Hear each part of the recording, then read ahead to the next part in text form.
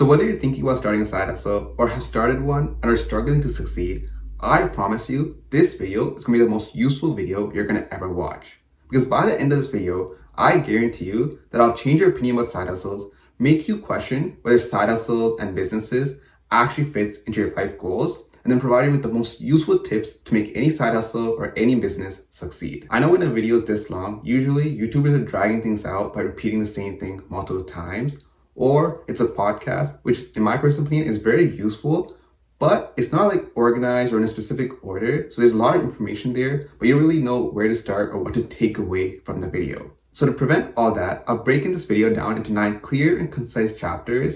And I made like materials that I'm going to share with you within those chapters. And I'm going to make sure to follow this flowchart right here. So that way, the stuff I talk about in this video follows a sequential order and you know exactly how to implement these steps in real life. As you can already tell, I put a lot of time and effort to make this video.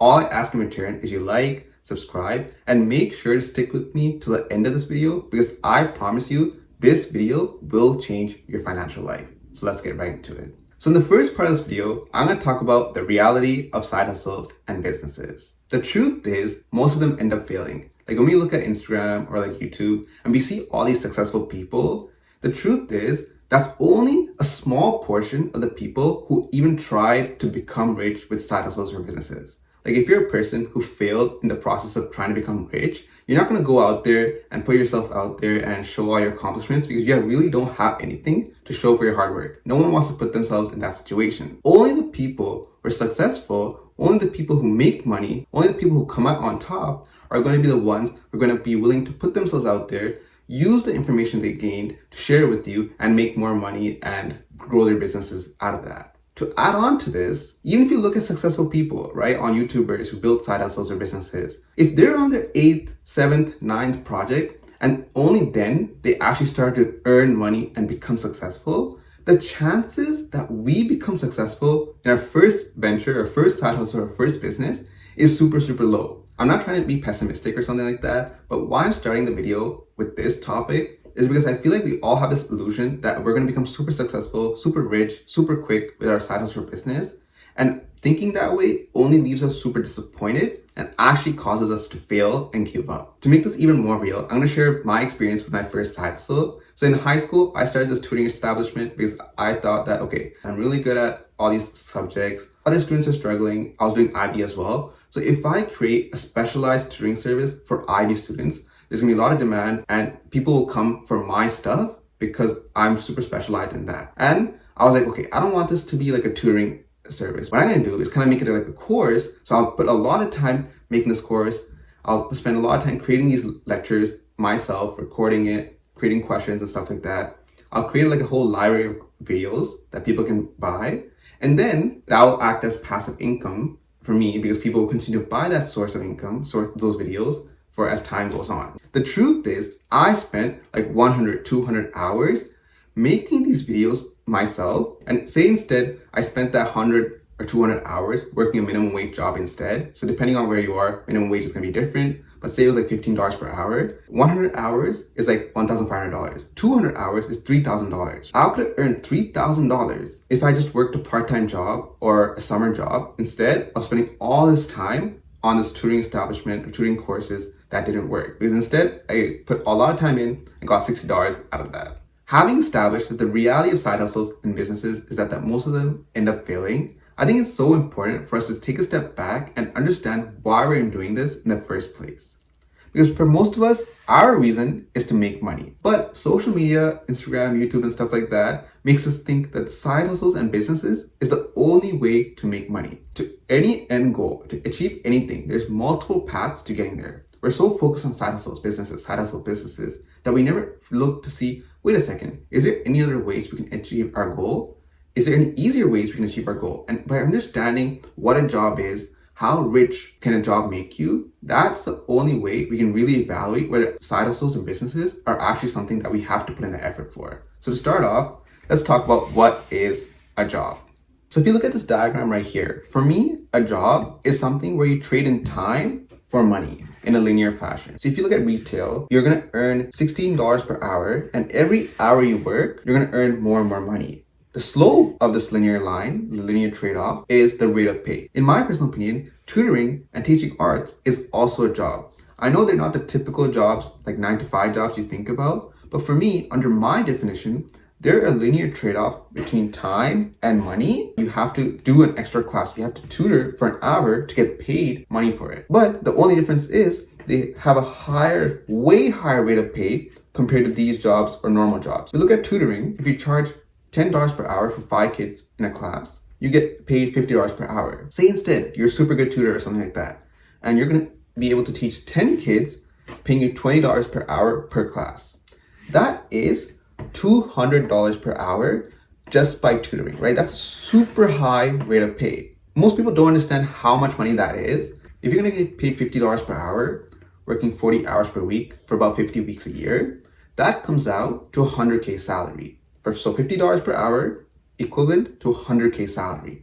If you're earning $200 per hour, that is equivalent to 400K salary. I can guarantee you 400K per year is way more money than you'll make almost ever, in my personal opinion, with most side hustles and businesses. The same thing goes for teaching arts, right? Like teaching dance classes, music classes.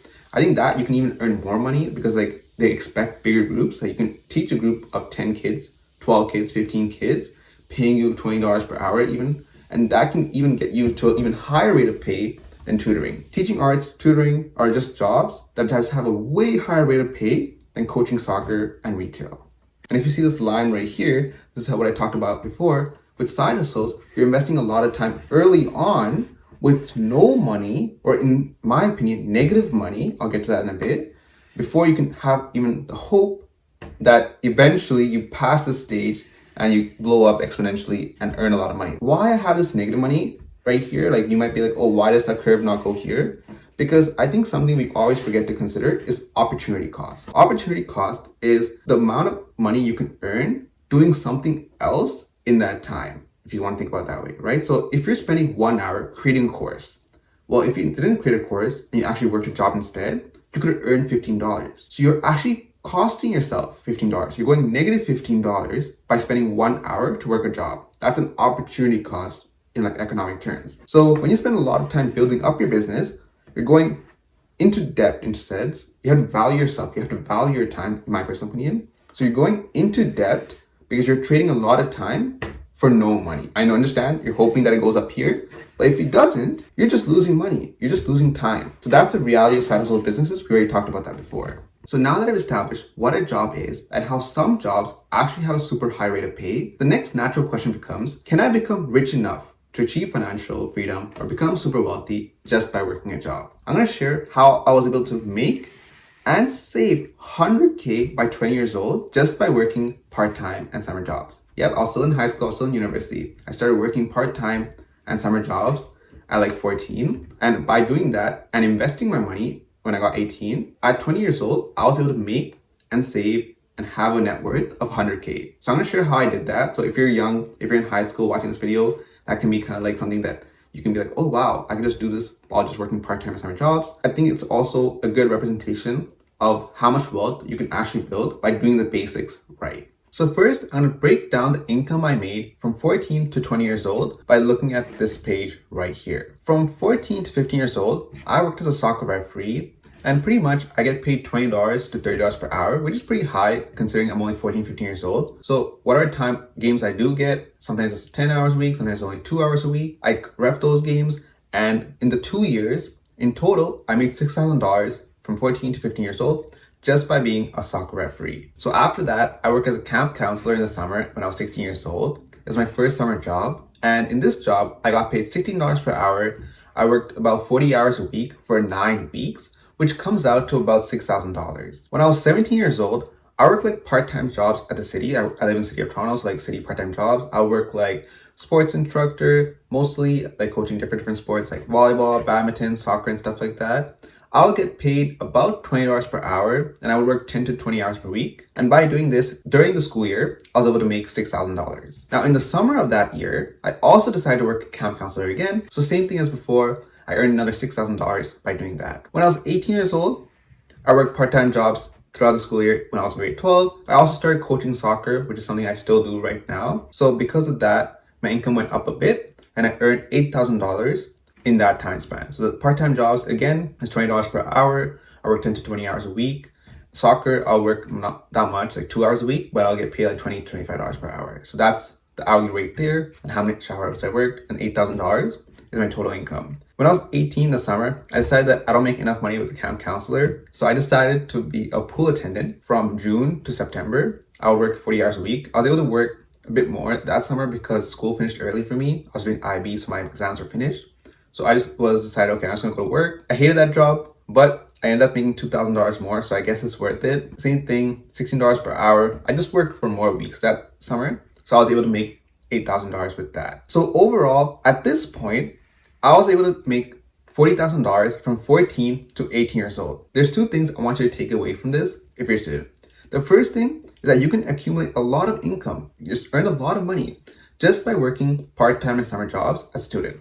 I know $6,000 may or may not seem that much for you, depending on who you are, but $40,000 in a span of 6 years where I didn't work like all the time. I just worked part-time and summers. That's, in my personal opinion, a lot of money. And so if you're a student, if you're in high school, that's something I would advise you to do as well. The second thing I want to take away from this is that making money is only a small part of the story. There's another component to it, which is saving the money you make, which is actually super duper important. Surprise, surprise. So for me, because I was still in high school, because I was still living with my parents, I was pretty much able to save all the income I made. Now, you're like, oh, that's because you're a student, that's because of your circumstances, you're able to do that. How I see it is I also didn't really spend that much money on extra things or fun things because of the fact that I was super determined to increase my income and my net worth, right? So for example, other kids would eat out every single day for lunch. I would pack a lunch from home. You might go out on the weekends, go to a restaurant with your friends. That's gonna cost you money. I would just stay home. So I'm not saying you have to sacrifice everything. What I'm trying to say is that it's your choice, the percentage of money you're gonna save. I completely understand that everyone's circumstances is completely different. Like if you're not living with your parents, if you're not living at home, you have to pay rent. As a university student, I also have transportation costs. There's also lots more costs that you have to pay for as you get older and older. So the amount of money you can save becomes less and less. Totally get that. But be conscious about how much money you're spending, because the more money you can save, the more percentage of the income that you make that you can save and keep in your bank account, the more quickly you're going to build wealth over time. And this concept applies regardless if you make money through a job or a side hustle or business. Like even if you become successful with a side hustle or business, you make money with that side hustle or business. If you can't keep that money in your bank account, you're not going to become rich, you're not going to become wealthy, you're not going to achieve your goal. So being able to save money is really, really important. So now with that being said, I continued to work when I was 19, 20 years old, and just by working part-time a couple of evenings or weekends a week, I was able to earn $10,000 over the 2 years. So this brings my total income from 14 to 20 years old to $50,000. Some people might think this is really slow. What I want you to understand is that the reality of side hustles and businesses is that we have to go back, they fail. I started my first side hustle or business when I was 16 years old as a touring establishment kind of thing in high school. I'm 21 years old right now. I'm creating a YouTube channel right now. So that's something I'm working on right now, but I haven't seen any success. I haven't made any money yet. So in that time span, this income actually has been more positive returns for me than my pursuit of becoming rich and wealthy using side hustles or business. So that's one thing I want to take away from this video. The reality is side hustles fail, and working a job, even though it might be a bit slower than you actually want, it might end up being a better decision for you in the long term. So back to my journey to 100K, with the 40K I saved up by 18 years old, with another 10K I saved up from 18 to 20, all I did was invest in the stock market. As you can see right here, imaginary stock market graph that I drew just for the explanation's sake. This is when I was 18 years old. I started investing at 18 because legally that's when I'm allowed to. I was just pretty much saving money all this time. So I started investing every week. I would invest a bit of my money, right? So I would invest a bit of my money every week into the stock market. This is called dollar cost averaging. So this meant as the stock market went down in price, I was able to buy the stock at cheaper and cheaper prices, right? So you see the stock market, my S&P 500 index was around 4,800, but by dollar cost averaging, I was even able to buy at prices around $3,800, $4,000. So you can see right here. Yes, does this mean that sometimes I bought at a high price? Yeah, but I also got it at a low price. So on average, dollar cost averaging, I was able to buy at relatively good prices. This is what the concept of dollar cost averaging is. Investing can be complex. There's a lot more to it. This video is not about investing. So that's all I'm going to get into the technical side of things. just want to be completely transparent in the process. Know by investing, if you invest yourself, that probably made a lot of sense to you. If you didn't, it probably didn't, and it's okay. The point is, I started investing at 18. I invested while the market was going down, and because of that, by the time I was 20 years old, I was able to accumulate a lot of wealth. Now, what did I invest in? I did invest in the S&P 500 index funds, but I made majority of my returns because I was young, because I was like, oh, I'm gonna make a lot of money. I was like, okay, I'm gonna buy Amazon, Meta, Nvidia, Tesla, all these big tech stocks. And because I bought those stocks, I got really, really lucky. Like I bought these stocks around this range right here, doubled in price for Amazon, a 4x for Meta, 5x for Nvidia, and like Tesla went up 50%. So as you can tell, when you put a lot of money into these stocks and they're going up super, super fast in this unprecedented time, 2022, 2023, this market crash, I'm going to earn a lot of money out of that. So I think this can give a false impression that the best way to invest in the stock market is to invest in big tech stocks like Amazon, Meta, Nvidia, Tesla, and stuff like that. But truthfully, that's not the case. At the same time, because I was super young and because I was like still getting into this, learning about stock market, I was like, okay, I'm gonna take a lot of risk and I'm gonna make a lot of money out of this. I invested in small stocks like penny stocks in the prospect that, okay, these stocks that are worth super little, they'll go up in 10x, 20x in price. I can be able to try and change my $3,000, $4,000 into $40,000, $50,000. What happened? Long story short, was that $3,000, $4,000, essentially those stocks just went to zero, just kept decreasing. They lost all their money, and I pretty much lost that $3,000, $4,000. Takeaway message from this: some stocks can go up a lot, other stocks can go down a lot, and this is where a basket of stocks like index funds are better in the long run. They will follow the returns of the overall market, and over time, you can expect that you get a positive return out of the stock market. Over time, meaning a long period of time, not like 2 days. You never know what's going to happen tomorrow. But historically, the annual return in the stock market, like S&P 500, is around 7%. So that's something you can expect over a 10, 20, 30-year span. Even though these stocks went up, I never sold it because my goal is to accumulate wealth, not to like buy, sell, stuff like that. And right now in 2025, I haven't drawn this on this graph. The stock market is actually crashing, meaning that stocks like Amazon, Meta, Nvidia, Tesla, these stocks are actually decreasing in price in this last 3-4 months. Because index funds are a basket of stocks, they're averaging a bunch of stocks, they kind of follow the trend of the market. Even though they're still decreasing, they're decreasing way less compared to these big tech stocks. Meaning that if you look at my returns from 18 to 21, from 2022 to 2025, my returns in index funds like the S&P 500 is equivalent or just slightly below my returns on other stocks like Amazon, Nvidia, Tesla, Meta, if you look at them combined, right? So the point I'm trying to drill home is I got really lucky. I invested at a good time in the stock market because that's when I turned 18. I made a lot of money doing that, but the takeaway message for you is that if you invest in index funds in the stock market, you could actually accumulate wealth over time as well. So that pretty much is my journey from 0 to 100K from 14 to 20 years old. All I did was work part-time and summer jobs while I was 14 to 20 years old. I saved all my money, big foundational skill that I was able to develop in that time frame. I highly encourage any student, if you're watching this video, you're 14, 15, 16 years old, please work a job. The skills you get about making money, managing money, saving your money is super important. Regardless of how rich you become, if you don't know how to save your money and manage your money, you're going to be broke.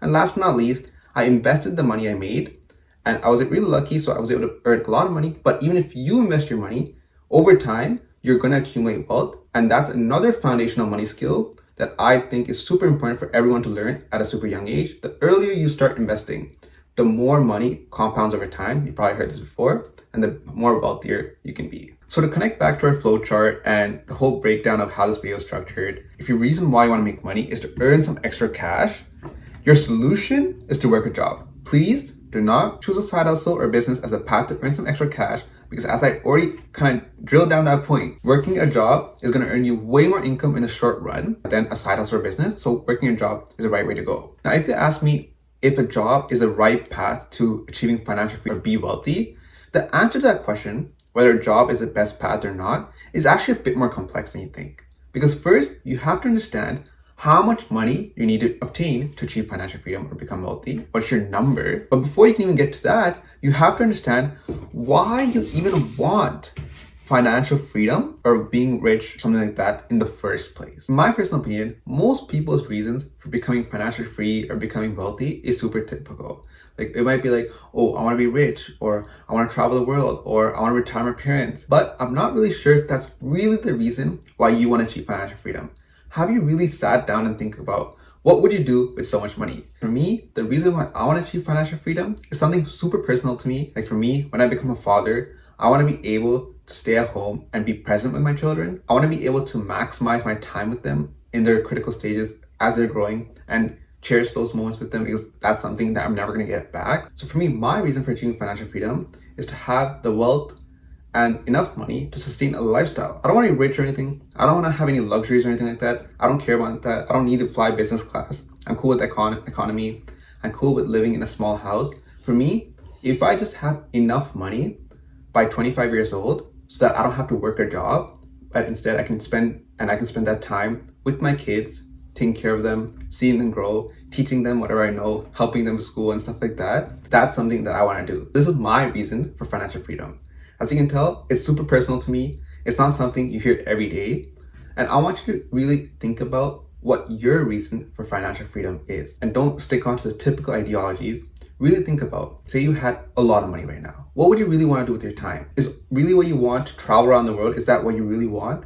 Maybe. If that's the case, not a problem. Do you want to become super rich? Okay, what are you going to do when you become super rich? Most people, even if they retire, right? Even if they get enough money to achieve financial freedom and like retire early, they still might continue to work, because for them, they realize that working is something that they enjoy doing more than just sitting at home doing nothing, right? There's so many people, even after retirement, after 65 years old, they still continue to work. You probably know some people like that yourself. The reason why they do it is not because they need the money, but because working for them gives them some sort of purpose and something that they really look forward to. Successful entrepreneurs, businessmen, they don't just become like, oh, I built this one business, I'm successful, I have enough money now, bye-bye, I'm calling it a day, and don't ever work ever in their life. They continue to build multiple more businesses, become more successful, not because they want more money, but because they enjoy that journey of building businesses, achieving success, and that's what gives them purpose, that's what drives them every single day. So ask yourself, is your end goal really to achieve financial freedom and become rich? What is it that you want out of it? Not being constrained to a job is not really that convincing for me. If you can just find a job that's not that constraining, I think I've solved your whole problem. Forget about side hustle businesses, just find a better job that you don't have to be constrained by. This message can apply to me as well. If I just want to spend more time with my kids, then maybe I don't really need financial freedom. Maybe I just need a job that allows me to work remote. Maybe I need a job that allows me to have flexible hours, work part-time. I ask myself that question. My reply back to that is, but I want to have the energy, the mental capacity to invest all my energy into kids. Because if I have things going on in my life that are a priority for me, like work, that's going to take my mental capacity, my energy. And I feel like that's something that I do not want to invest my energy into. I want to invest all my energy into my kids and helping them grow, right? So that's a question that I've asked myself, answered myself, stuff like that. And I want you to take the opportunity to really ask yourself, why do you want financial freedom? What is it that you really want out of your life that you want to do by becoming rich or achieving financial freedom? And I'll even connect this to a concept by Ramit Sethi. He's the author of I'll Teach You to Be Rich. And he talks about visioning your rich life. What do you want your rich life to look like? Not everyone wants to travel the world. Not everyone wants a Ferrari or a Lamborghini or something like that. Think about what makes you feel rich, what makes you feel wealthy, because only if you have a vision for what you want after financial freedom can you even establish what financial freedom or becoming rich means to you. Before I wrap up this section, two more things I want to add. A, having this vision early on can make sure you're satisfied by the goal you achieve, right? Because I know that I want to be a father. The reason why I want to be rich is so that I can become a father, I can spend time with my kids, means that after I achieve my number, after I achieve the wealth that I want to achieve, I'm not going to be chasing more wealth, more money, because I like the adrenaline rush or something like that. No, I'm going to take a step back and be like, okay, this is my goal. I achieved my goal. Now I'm on to my next phase of my life. The second thing I want to mention is that your rich life, or like the vision for your life after you achieve financial freedom or become rich, shouldn't only consist of items that are like monetary or buyable. Only if you think about all the other components alongside your financial goal, like your health and your relationships, will you not take a path towards your goal that only focus on the financial stuff. Like if I take a path to my financial goal, I don't care about my health, I don't care about my relationships, I'm just super obsessed about making money and becoming rich. I'm super hyper focused on this one linear path. I'm gonna let go of these two other items, and even though I'll achieve my financial goal at the end of the day, I won't achieve the goal behind that, the reason I want to achieve financial freedom. It's super important to have an holistic approach. Think about the other components that you're striving towards, and also ensure that you maintain and work towards those components as you're working towards your financial goal. Now that you know your why behind financial freedom, why you want to achieve it, what your vision for your rich life looks like, the next step is to know the numbers behind your financial freedom goal. Most people don't actually know how much money they need to achieve financial freedom. They might have this like arbitrary rough estimate like 10 million, 1 million, but they really haven't thought about how much money they need to achieve their financial freedom goal, their vision for a rich life. And if you don't have a number, what will end up happening is you have a number that's way too high, so you work way harder than you need to, but you just have to work up to here to achieve your goals and your financial freedom and your vision for your rich life.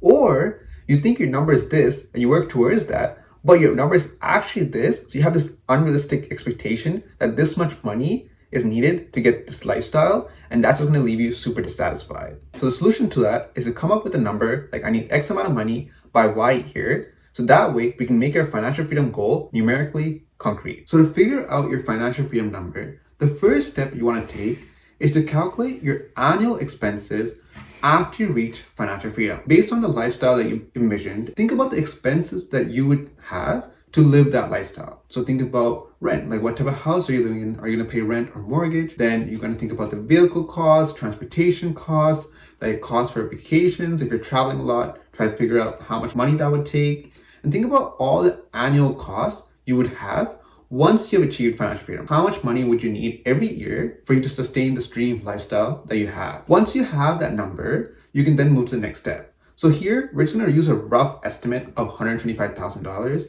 This is not anyone's specific lifestyle. You have to figure out what your number is, that annual expense number is, but we're gonna use 125,000 just for argument's sake. So after you figure out what your annual expense is, you're gonna apply the 4% rule to understand how much money you actually need. So what is the 4% rule? The 4% rule is kind of like a general principle in retirement planning, which says that if you have an investment portfolio worth a specific amount, you can safely withdraw 4% from that account every single year without the value of that account going down. So for example, if you have $1 million in an investment account, you can draw 4%, so which means 40,000 every single year from that account without the investment portfolio going below 1 million. This is because on average, you expect that the portfolio will rise by 4%. So when you withdraw 4%, it kind of balances itself out. Like you're going from 1 million, it's increasing every year, it's increasing by $40,000. But instead of letting it increase, you're taking that money out to live off of it. Now your investment portfolio stays at $1 million for a long time. For argument's sake, we'll just use a rough guideline, right, of the 4% rule to think about how much money we actually need in our investment portfolio for us to achieve financial freedom or be rich and have this lifestyle that we want. So if we have an annual expense of $125,000 and we apply the 4% rule, what we're going to do is 125,000 divided by 0.04, and this will equal the amount we need in our investment portfolio. So in this situation, it's $3,125,000 that we need in our investment portfolio for us to achieve financial freedom. $3,125,000 is a lot of money. And there's absolutely no way I can see myself getting to that number anytime soon, right? Even if you have a successful side hustle or business, for you to achieve $3,125,000 in your investment portfolio is so much money. And when we first think about financial freedom, we have this lavish lifestyle, we have this big vision, but if we really want to be financially free, like we're not working any job, we're just living off our investments, it's actually something that's super hard to do. So what I want you to do at this point is kind of get creative. Think about how you can change this annual expense number, because this number is related to this number. So when I talk about creative ways changing this number, we're either talking about increasing our income or reducing our expenses. So let me tell you what I mean. We assume that once we achieve financial freedom, we're not going to have any source of income coming in. We're going to live off our investment portfolio, and we're going to take out $125,000 each year, and we're going to live off that for our lavish lifestyle. But That meant that we have to have $3,125,000 in our investment portfolio. So the only way to change this annual income number is to either increase our income and reduce our expenses. How do we increase our income? Well, if we take away the assumption that we're not working at all, right? We can actually increase our income. Hypothetically, instead of not working at all, what if we instead worked part-time? What if we kept working on our business or our side hustle and we kept generating revenue? If we have some sort of income coming in, this actually reduces the annual expenses or the annual income that we need down. So for me, I'll be more than happy to coach soccer while I achieve financial freedom. I have no problem coaching soccer. It's an income source, 100%. Is it a part-time job? 100%, but something that I enjoy doing. So for me, I'll be happy to coach soccer. That's going to be income that's going to help me, and that's going to decrease this annual expenses number. Another way to think about it is, how can I reduce the cost that I need to achieve my financial freedom goal? Do you really need a Lamborghini or Ferrari for you to achieve financial freedom or be rich, right? Think about the expenses you have.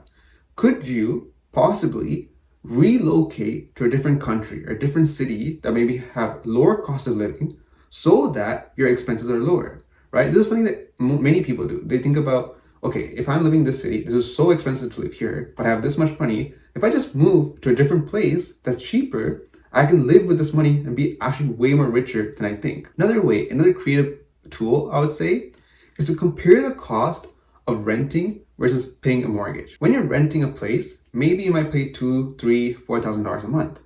For you to pay a mortgage on the same place, depending on the market situation, the housing prices and stuff like that, you might be paying more money on the mortgage. Now you have to ask yourself, is owning a home something so important for you that you want to pay an extra $2,000 for a mortgage? Could you instead use that money, bring down your annual expense amount? For me, the answer would be no. Like I think I have sentimental value in owning a home, right? Something that I want to do, I want to achieve, just the way I was brought up and stuff. So for me, the answer would be no. But for you, maybe you might be like, okay, you know what? I'm willing to just rent. I don't need to pay a mortgage. That way, this decreases my annual expenses amount, and this makes it more feasible for me to achieve financial freedom. If you think about it in different ways, you can also consider, if you're gonna get married, you might have a partner's income, a spouse income, right? So their income, their earnings can also help you out here. If you reduce your annual expenses, right, significantly, say you reduce it from 125,000 to 50,000 hypothetically, you can now use the 4% rule again to reevaluate your portfolio number that you need. So you divide this by 0.04, and you'll understand that your portfolio goes from $3,125,000 to $1,250,000 for you to achieve financial freedom. This is a massive difference. So all we did so far is we first figured out how much money we think we need to live our lifestyle after we achieve financial freedom, after we become rich, based on the assumption that we're not going to work at all. We're just going to base this off passive income only. Then we took that annual expense number, figured out how much of an investment portfolio this would mean we would have to have. This number was super big for us. Then we think about creative ways to increase our income or reduce our expenses to bring down this annual expense number. If we increase our income, we have more money to help provide for this lifestyle. If we decrease our expenses, it's easier for us to provide for this lifestyle. And another thing you want to consider is the potential impact of your partner's income or your partner's net worth in achieving financial freedom if that's something you guys are doing together. So after you reevaluate what your annual expense number is, you can use the 4% rule again to figure out what your net worth really needs to be. Now, once you figure out this number, this big net worth that you need for you to achieve financial freedom, for you to achieve the lifestyle that you want, the next question becomes, can a job get you there? Because as we already started off with the video saying, building side hustles or businesses and actually becoming successful via that route is actually super duper hard. So if a job can successfully get us to our financial freedom goal, then why would you even waste your time building a business or a side hustle in the first place? This is the whole point of me taking this long process to get to the stage of the video we're at right now. Before we even start doing something so challenging, like building a side hustle and a business, it's so important for us to evaluate whether it's even necessary for us to do that. Some people at this point in the video, you would actually decide that, hey, this number that I have, maybe it's 1 million, 2 million, maybe if I just work 10 years in the job that I have and just save my income, I can actually reach this number way more easily than I think, and I'll actually achieve financial freedom, right? What's the point of me even trying to build a side hustle or business, burn myself out, put so much unnecessary hours, extra effort during the process, if I can just continue to work my 9 to 5, like work normally, spend time with my family, relax, take care of my mental, physical health, maintain my relationships, while also just saving money and accumulating the wealth over time for me to achieve financial freedom in 10 years, right? If that's something that you can do, you based on the numbers that we just calculated, 100% that's the path you should take. Building a side hustle or business is super, super difficult. Most people don't succeed. So if you can get your end goal, which is becoming rich, becoming wealthy, achieving financial freedom, without the need for a side hustle or a business, please do that. Other people at this point of the video, they might be like, oh, financial freedom, this is so hard. Being rich, being wealthy is way more expensive, more harder than I thought.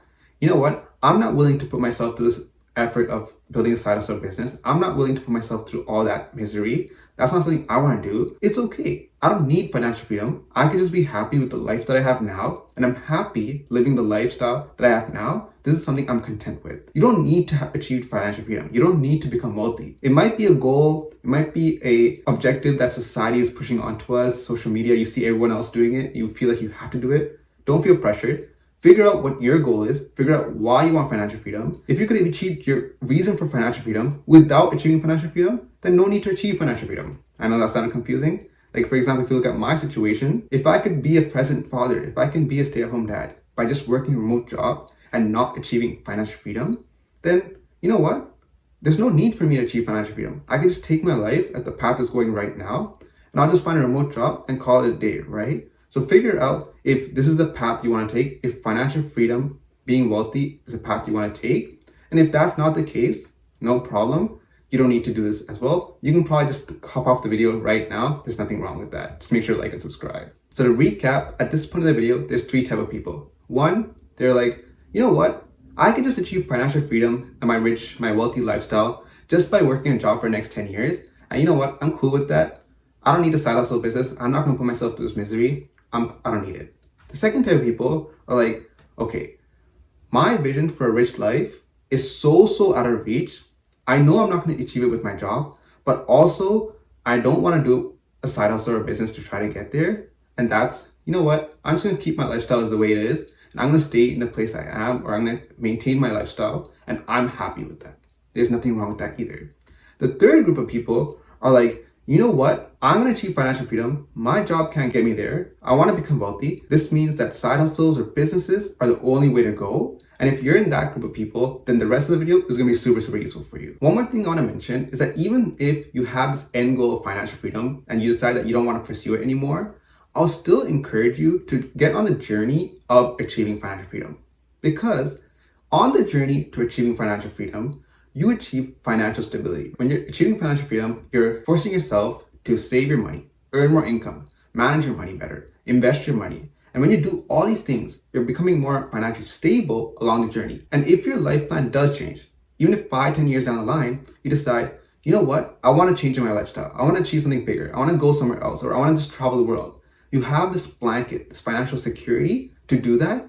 If you decide to embark on this journey of financial freedom and take steps towards more and more financial stability over the next 5-10 years. The benefit of doing a side hustle or business is that it can give you an exponential amount of money in the long term for potentially a large amount of investment now, right? Like you invest a lot of time and effort in the present, in the next few years, and you're gonna hope that one day all your hard work comes out into like really big returns, and you can earn a lot of money to help you get to that financial freedom number you need. So now that being said, how do we even go about building a successful side hustle or business? So for the rest of the video, I'm going to share 6 of the biggest and most important lessons I've learned, either via my own experiences, reading books, listening to podcasts, or anything like that, that are necessary to build a successful side hustle or a business. I personally believe these 6 are the most mentioned principles across many different books, many different podcasts. And if you apply them, I promise you, you'll make way less mistakes than I did in my first few years of building a side hustle, building a business, and you'll be way more successful. So let's get right into it. The first one is to provide value a lot of people are willing to pay for. So the concept of providing value is all about solving a problem. Like for example, if you take a social media marketing agency as an example, the problem that they're solving is that local businesses don't have the ability and the knowledge to market themselves on social media. So a social media marketing agency would take their skills, provide them for local businesses so that they can reach larger customers, more customers using social media like Instagram, YouTube, and stuff like that. They have assessed the problem is that local businesses have difficulty leveraging social media to get customers, get leads. A social media marketing agency provides value to these local businesses by solving their problem. They provide them with the social media services needed to get to new clients, get new leads, and stuff like that. So to recap, the first part of this is to provide value. You want to solve a problem that other people are facing, and by doing that, you provide value. The second part of this is that there has to be people willing to pay for this value you're providing or the solution you're providing. So for example, the biggest mistake I made with my tutoring business in high school is that even though I was providing value, I was providing a solution, no one was willing to really pay for the solution I was providing. High school students are broke, they didn't really care about it, and honestly, no one really cares about school that much to be willing to pay for extra tutoring services. So there's no one really willing to pay for the value that I was providing. Any business we run, we're going to be super optimistic at the start about how important our business is, right? Like as soon as we get a business idea in our head, we're like, oh my God, this is the most revolutionary thing. We're going to make this cool app that's going to solve all these problems. And this is going to be so important and so beneficial. It's going to become a multi-million-dollar project. Let's just take a step back. I want you to really be objective with yourself and think about it. Are you solving a problem that people care about? People are going to be willing to pay for a solution for. There's so many problems surrounding us on a day-to-day basis, but we're not going to be willing to pay for a solution for every single one of those problems. Like for example, if the commute is loud, we're willing to pay for headphones and stuff like that to make our commute a more enjoyable experience. If our toothbrush is not really brushing properly, I don't think any of us care that much to go invest into the next high-level toothbrush. So the point I'm trying to make is, yes, you want to provide value and you want to solve a problem, but you want to make sure you're solving a problem that's worth solving. Are other people going to pay for the solution you're providing? Because if they're not, you're not going to make any money out of your business. Now, the third part to this is a lot of people have to be willing to pay. Only if you have a large number of people willing to pay for your solution will you be even able to make enough money for you to achieve financial freedom, become wealthy, and stuff like that. Now, the amount of people that you need that are willing to pay for your product or service also depends on the price point of your product or service. Like for example, if you're selling a $10 product, right? For you to make $10,000, you would need 1,000 people to pay for your product. But instead, let's say you're selling a $1,000 course. If you're selling a $1,000 course, you only need 10 people to buy your course for you to get $10,000. And this is the concept of high ticket client. If you're willing to provide a product or service to rich people, high ticket clients, they're going to be able and willing to pay more money for your product or service. Like think about a simple haircut business. Say you're giving haircuts to a random person. You might be able to charge $20, $25, $30. Or you're giving specialized wedding haircuts to the groom. You're going to be able to charge $200, $300, $400 for a haircut. The point is, at that point, the groom is a richer person. They're willing to pay more. So you can charge them more money. A person walking down the street, they're not going to be willing to pay $400 for a haircut. You can't charge them that much money. If you're able to provide a product or service to a person who's willing to pay more money, you're going to be able to make more money faster and more quickly. And one more thing about having high ticket clients or like serving rich people is that they're way easier to deal with than the normal person. Rich people are willing to pay way more money, and for them, $1,000 or $10,000 product or service might actually not be that much money for them in their perspective, right? So they won't ask that many questions. They won't give you so many comments or suggestions or anything like that. They're just gonna be like, okay, it's $10,000, cool, here you go. And they'll take their product or service and call it a day. But if you want to charge a normal person that same amount of money, they have so many questions, they have so many concerns, and you probably have to deal with all that. So dealing with rich, high-ticket clients is probably easier for you. So when you're starting a business or starting a side hustle, that's also something you want to keep in mind. Another thing, to refer back to the $10 product versus $1,000 product, if you have a $1,000 product and you only have 10 customers, that's only 10 people you have to deal with. But if you have a $10 product and you have 1,000 customers, that's 1,000 people you have to deal with, right? So 10 people or 1,000 people, I think everyone understands that dealing with less people is way less work. So this is the path that you want to take when building a side hustle or business. To take this even further, there's two types of businesses. There's B2C, which is business to customer, and there's B2B, which is business to business. B2C is the services and the products we usually think about, right? So think about if you go to a mall, you're being sold a product, the business, like the store, is selling directly to the customer, you. If you're looking at my tutoring establishment from high school, tutoring establishment was a business, it was providing a service to customers, which are students. B2B, on the other hand, is when a business provides services or products to another business. For example, a social media marketing agency is a business. It's providing its services to other businesses, such as local coffee shops, local retail stores, and stuff like that. It's directly serving businesses rather than people. And that's the difference between B2C and B2B. So now to connect back to this concept of high-ticket clients, B2B tends to act more like high-ticket clients, right? Businesses, for them, your product or your service is just another expense on the income sheet. Where on the other hand, for customers, they have to pay out of their pocket, they have to pay from their bank account for your product or service. Businesses are more likely to pay way more and willing to spend more on products and services compared to customers. So if you're able to create a business catered towards other businesses, there's more chances that you'll succeed because those customers that you're serving now, the businesses, have more money to pay. So always think about who is the target customer. Is the target customer you're trying to serve willing and able to pay the amount of money you need for your business to be a success? If the answer is no, as good as your product is, there's no point in running that business. So that's why I highly recommend focusing on high ticket clients and B2B businesses. So to wrap this up, I want to connect back to what this principle is all about: providing value. If you're not providing enough value, you can't charge that much money. So even if the customer is rich, you first have to be able to provide a lot of value to the customer.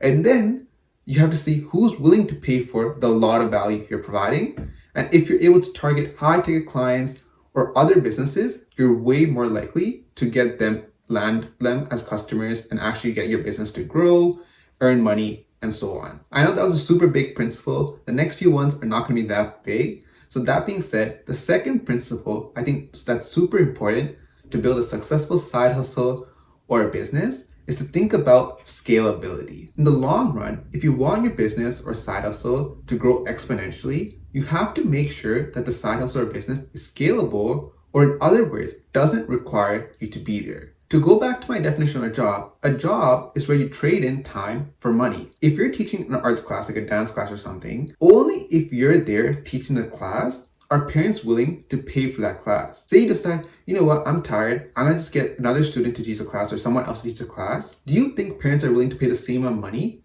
as they were paying before? Probably not. That business is really not scalable because you have to be there, but your time is limited. A side hustle or a business idea that is scalable is courses, for example. When you sell a course, you don't really have to be there to sell a course. You're spending a lot of time creating the course, you're recording yourself, editing yourself, but afterwards, you just put it up and people are willing to pay for that product, and that product's there forever. They just keep paying. You don't have to actually do much work to maintain the product. You can take a step back and the revenue can come in. It can act as passive income. Courses, on the other hand, are very scalable. To add on to this, I do think that digital products tend to be more scalable than physical products. Like for example, say you're running a catering business. For you to scale your catering business, you're gonna need a bigger kitchen, you're gonna need more equipment, you're gonna need more chefs, you're gonna need to pay more stuff. So that's gonna increase the cost of running the business itself. But for example, if it was a digital business, like selling a course, all you have to do is nothing because people can just keep buying the course and you're going to earn more revenue. So in comparison to physical products, digital products or services, in my personal opinion, are more scalable, especially if they have a format where you don't have to be there for the business to run. And that's where the most important part comes in. Regardless of if it's a digital business or a physical business, If the business is revolved around you, you're the center point of the business is actually not that scalable. I think that's probably the biggest weakness of me starting a YouTube channel, because this YouTube channel is revolved around my face creating the videos. If this channel does explode, like I get a lot of views on this video, for example, there's no way I can make this business of running a YouTube channel scalable, because I have to keep creating videos for this YouTube channel to grow. Maybe I can run other businesses around the channel, but the channel itself is not that scalable. If you truly want to achieve financial freedom, if you really want to have true wealth and true peace of mind, then you have to be able to step out of your business or either sell your business. And thinking about scalability while starting a business is really important to ensure that does happen. Now, the third principle is a trap that most people fall into, which is shiny object syndrome. Essentially, shiny object syndrome is when you always keep jumping to the next idea because you think that object or that opportunity is way better than the opportunity you're working on right now.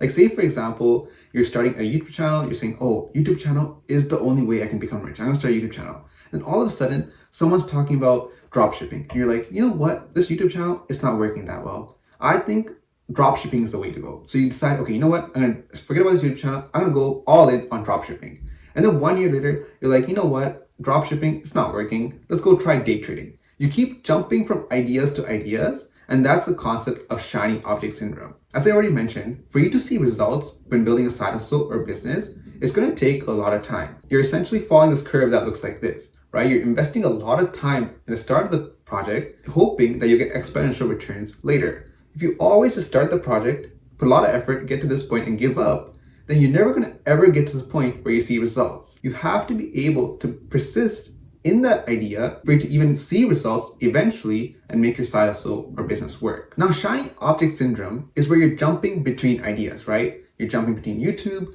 drop shipping, this next app that you're building, this day trading. You're jumping between completely different things. But in businesses, you always have to be able and to be aware of when to pivot. But when I'm building this YouTube channel, I had different phases of the channel, right? Before, I was creating videos just about school.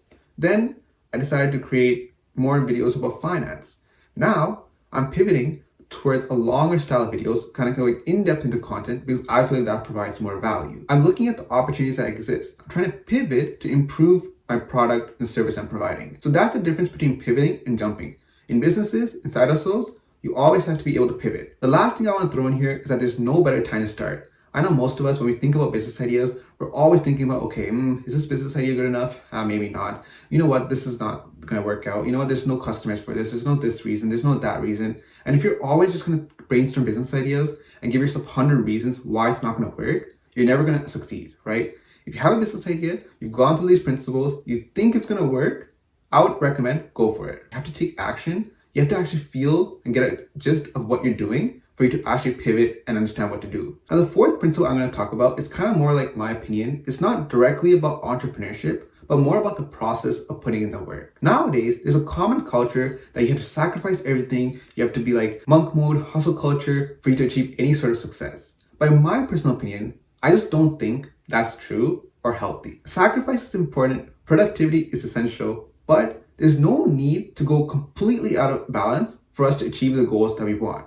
I personally feel like we need some sort of balance and maintenance and taking care of ourselves during the process for us to sustain the energy and effort needed for the long term. Like, say you put 100% effort every weekend, every night, you're working super hard, but 4 weeks down the line, you completely crash out. Like, you're so tired, you're so exhausted, you're not enough sleep, you're not enough rest, you're just feeling super sad. What do you think the result of the business is going to look like, right? You don't have the energy, the positive energy, the motivation to put your 100% effort into that business. Even though you're putting in a lot of time, you're making a lot of sacrifices, the quality of work you're putting in my personal opinion, is not going to be that much. But instead, maybe you didn't make as many sacrifices. Maybe you didn't put in as many hours. If you're happier as a whole, right, in other areas of life, if they're going well, if you're happier as a person, you're maintaining your health, you're maintaining your relationships, I personally feel like you'll be able to be more motivated and you'll be able to put in more quality work into your business or your side hustle. And in the long term, that quality work you're putting in is what's going to make the difference between your business idea succeeding and business idea failing. If you connect back to why we want financial freedom is not about this big number that we want in our bank account. It's not about buying these luxury items or anything like that. It's about experiencing this lifestyle that we have envisioned for ourselves, or doing things that we want to do that we can't do now, right? Either you want to travel around the world, or for me, I want to be a stay-at-home dad. I want to take care of my kids. I want to support them.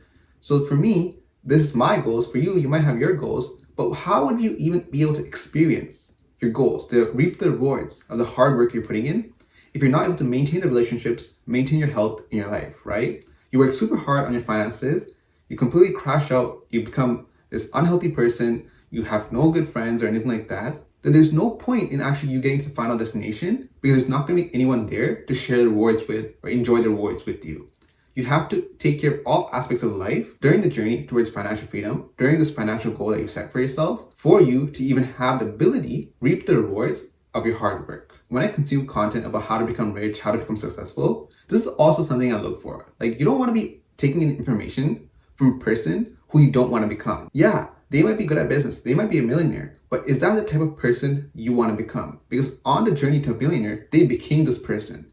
If you follow their advice, I can guarantee you're going to become more and more like this person. To take advice about being successful, being financially free, stuff like that, from people that you would like to become. Don't take advice from everyone, because everyone's advice is a depiction of their journey to this point, and you have to really question whether their journey is a journey that you want. Another one of my personal opinions about entrepreneurship is to accept setbacks. Like, in the past 5 years, I've tried so many different things, but I've had many setbacks.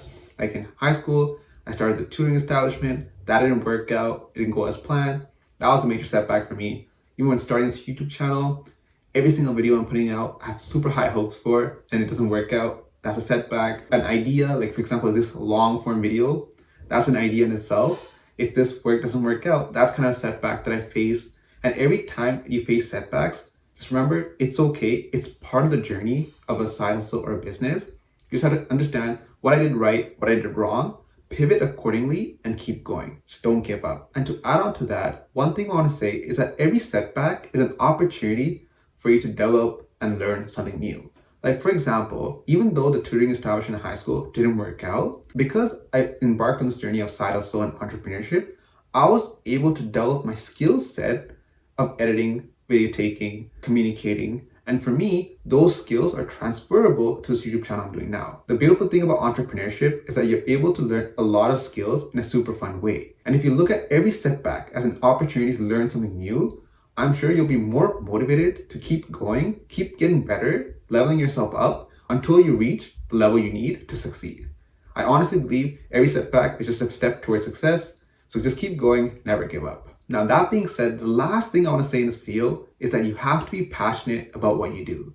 Success is so far away. And if you're not passionate about the idea you're pursuing, there's no way you're going to succeed. Is this YouTube channel the best business idea out there? Not at all. But is this something that I'm super motivated about? 100%. Does that mean I'm able to put a lot of extra energy, extra effort to make this happen, make this work? 100%. You have to be passionate so you can keep putting in the work even as you face failures, because that's the only way you'll end up succeeding in the long term. Just keep in mind, just because you're passionate about something doesn't make it a good business idea. You still have to follow all the principles that I mentioned in this section to make sure that your business idea is something that's worth pursuing and is really providing value and actually can be successful. Sometimes when videos are super long, we kind of forget about what the main takeaways are, or we just get confused about what each part of the video kind of comes together. So I'm gonna give a quick recap of this video by going back to my flowchart. So we started off the video about talking about the reality of side hustles and businesses. The reality of side hustles and businesses is that they're super hard and super challenging to make successful. So why are you putting yourself to all this effort in the first place? We have to ask ourselves, what is our first primary goal? Well, it's to make money. We think a viable way to make money is side hustles and businesses. But another way to make money is through a job. We talked about what a job is, how it's a linear trade-off between time and money.